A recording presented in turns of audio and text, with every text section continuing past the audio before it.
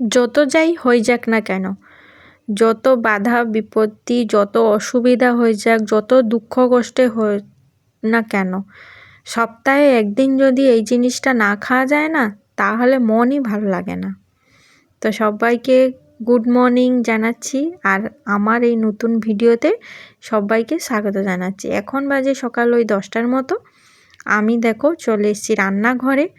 আমার ওই রান্নাঘরে যেই কাজগুলো করি সেই কাজগুলো করতে চলে এসেছি। কিন্তু আজকের কিন্তু তোমাদের সাথে শেয়ার করব মটন রান্না কিভাবে আমি করি। তো সর্বপ্রথমে মটনটাকে ভালো করে আমি ধুয়ে নিয়েছি। পরিষ্কার করতে একটু সময় লাগে, কিন্তু যেই কাজটা রান্না করতে যত বেশি সময় লাগে সেটা বেশি খেতেই তেমন সুস্বাদু হয়।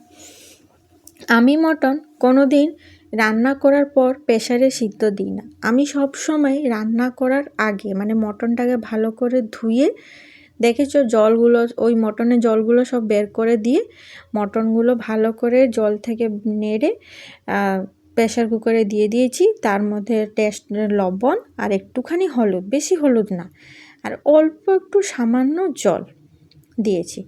আর এই জলটাই অল্প দেবে, কারণ বেশি জল দিলে আবার বেশি জল বেরোবে মটন থেকে।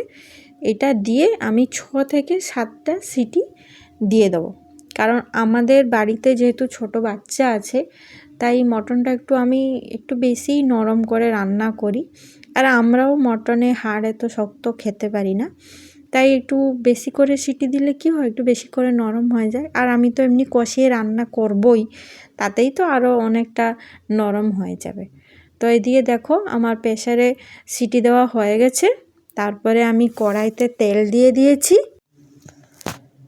তেলটা একটু গরম হয়ে যাওয়ার পর কড়াইটা আজকে দেখো আমি একটু বড় সাইজের নিয়েছি, যেহেতু অনেকটা মটন, প্রায় 1.5 কিলোর কাছাকাছি, তাই একটু কড়াইটা একটু বেশি বড় সাইজে নিলে রান্না করতে আমার সুবিধা হবে, তাই আমি বড় কড়াইটাই বের করে নিয়েছি। আর দেখো তেলটা গরম হয়ে এসছে, আর খুন্তির সাহায্যে পুরো চারিদিকে তেলটাকে দিয়ে দিলাম, কারণ তেলটা ভালো করে না দিলে আবার মাংসটা যখন চারিদিকে পড়বে তখন কড়াইতে লেগে যাবার একটা ভয় থাকে। প্রথমে আমি আলু ভেজে নেব। তো আলুটাকে আমার মানে মটনে আমি ভেজেই দিই, আর আমাদের সব সময় চিকেন হোক কি মটন হোক আলুটা একটু বেশি করেই আমরা দিই, কারণ চিকেনের সাথে অনেকে মটন আলু খায়, কিন্তু মটনের সাথে আবার আলু অনেকে খেতে চায় না। কিন্তু আমাদের বাড়িতে আমরা মটনের সাথে বেশি আরও আলুটা খেতে ভালোবাসি আর কি। তাই দেখো আলুটা লাল লাল করে আমার ভাজা হয়ে গেছে। আমি ওই জন্য আলুগুলোকে একটু দেখে নিচ্ছি, মানে সিদ্ধ হয়েও গেছে 70%, আর 30% ঝোলে সিদ্ধ হবে, আর কষবো যখন তখনও সিদ্ধ হয়ে যাবে। তো দেখো গরম মশলাও দিয়ে দিচ্ছি, যেগুলো দেওয়ার কথা গরম মশলা আমার হাতের কাছে ছিল, সবকটা গরম মশলা দিয়ে দিয়েছি। তারপরে গরম মশলাটা একটু হয়ে যাবার পর, লাল হয়ে যাবার পর পেঁয়াজ কুচি করেছিলাম, লম্বু লম্বু সরু সরু কেটে রেখেছিলাম, সেগুলো দিয়ে দিয়েছি। তোমরা গোল গোলও পেঁয়াজ কেটে দিতে পারো, আমি মাঝে মাঝে গোল গোলও পেঁয়াজ কেটে দিই, সেটাও অন্যরকম একটা দেখতে লাগে। টেস্ট তো সেমই লাগে আমার মনে হয়, টেস্টের কোনো পরিবর্তন হয় না, ওই চোখে দেখা একটু আলাদা মানে হয়। দেখেছো আলুটা ভেজেছিলাম বলে নিচে কেমনভাবে লেগে যাচ্ছে, তো আর একটু তেল লাগবে। তো আমি অল্প তেলে একটু পেঁয়াজটাকে ভেজে নিচ্ছি, তারপরে আমি আর একটু তেল দেবো। এর মধ্যে দেখো দেখো তেলটা দিয়ে দিচ্ছি, এর মধ্যে রেয়াংস চলে এসছে। রেয়াংস এসে তার একটা খেলনার যন্ত্রপাতি সে খুলতে পারছে না, সেটাকে আমাকে খুলে দিতে হবে। আমি একটা হাতে মোবাইল ধরেছি, মোবাইলটা রেখে আবার ওর জিনিসপত্র খুলে দিলাম, খুলে দিয়ে আবার মোবাইলটা অন করলাম। অন করে আবার তোমাদেরকে তো দেখাতেই হবে যে মটনে কি কি দিয়েছি পরপর, নাহলে তোমরা বলবে এটা দিয়েছো কিন্তু আমাদের দেখাওনি ভিডিওতে। তাই দেখো এরপরে আদা রসুনের পেস্ট দিয়ে দিলাম। আদা রসুনের পেস্টটা একটু হয়ে যাবার পর তারপরে পেঁয়াজ পেস্টটা দেবো।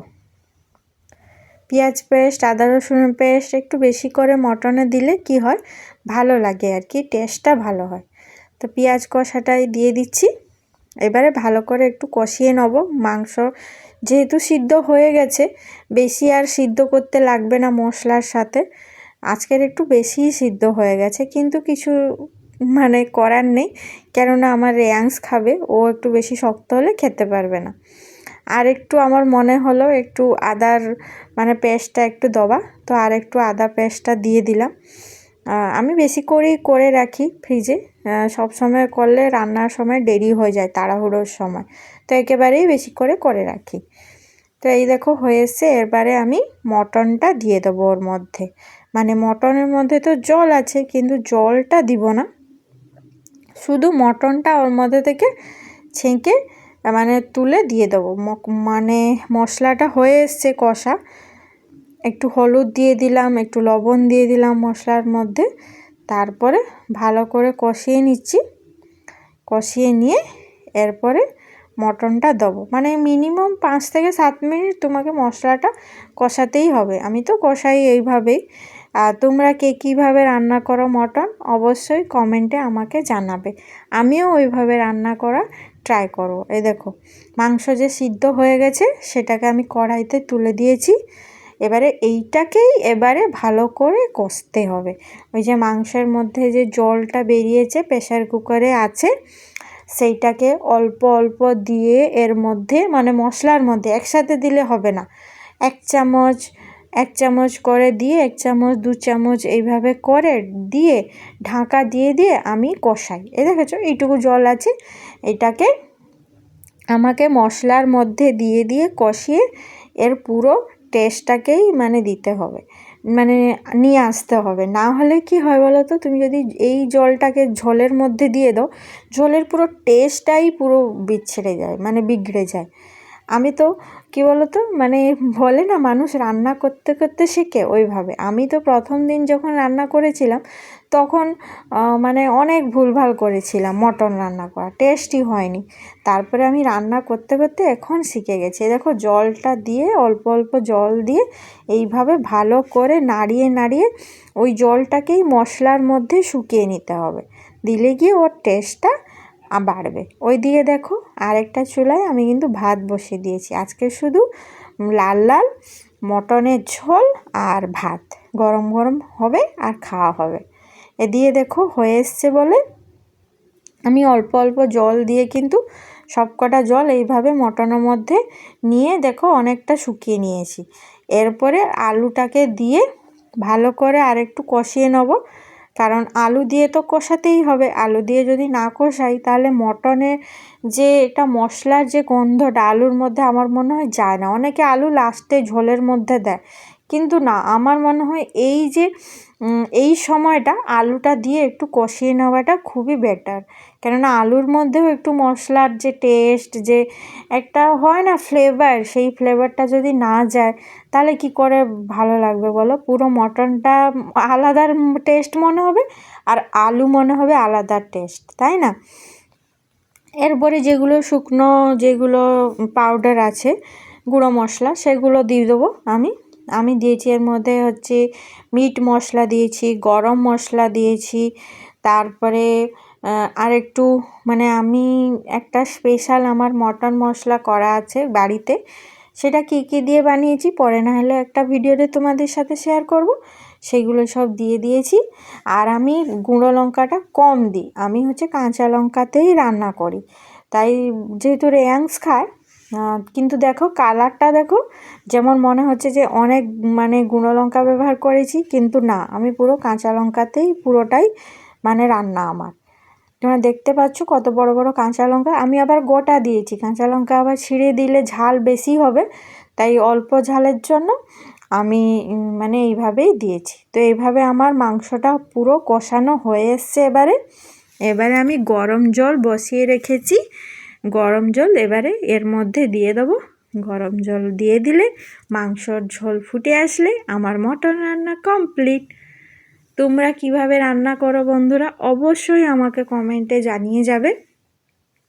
আমি তো এইভাবেই রান্না করি, কারণ এইভাবে রান্না করলে আমার মনে হয় যে মটনটা খেতে যেমন সুস্বাদু হয় আর টেস্টও ভালো হয়। কি বলো তো, যদি এই কষার পরে অনেকে আছে এই কষার পরে মানে প্রেসার কুকারে দিয়ে সিদ্ধ করে, কিন্তু তাতে আমি একবার ওরকম করেছিলাম, কিন্তু তার টেস্ট থেকে এইভাবে যদি রান্না করো তোমরা, তাহলে দেখবে অনেকটা টেস্ট কিন্তু এর এনহান্স হয়ে যায়। ঠিক আছে, কারণ আমরা তো একটা জিনিসকে মানে এইভাবে কষিয়ে নিয়ে তারপরে যদি আমরা মানে পুরো সিটি দিই, তাহলে পুরো সে মশলার সাথে কেমন একটা হয়ে যায়, আমার সত্যি ভালো লাগে না। তো তোমরা দেখবে এইভাবে রান্না করে অবশ্যই তোমরা বাড়িতে ব্যবহার মানে অবশ্যই ট্রাই করবে একবার, দেখবে খুবই ভালো লাগবে, টেস্ট লাগবে। আমি এই জল দিয়ে দিলাম, আর একটু মনে হচ্ছে যে জল লাগবে, হ্যাঁ আর একটু জল দিয়ে দিয়েছি। ব্যাস এবারে ফুটে আসলে আমাদের আজকের দুপুরে লাঞ্চের মেনু গরম গরম ভাত আর মটন ঝোল হয়ে গেল। এবারে তোমরা এই ছোট ভিডিওটি তোমাদের কেমন লেগেছে অবশ্যই কমেন্টে জানিয়ে যাবে। কমেন্ট তোমরা করছো না বন্ধুরা, একটু কমেন্ট তো করে যাও কেমন লেগেছে। এই লাস্টে দেখো আর একটু মিট মশলা দিয়ে আমি নামিয়ে নেব।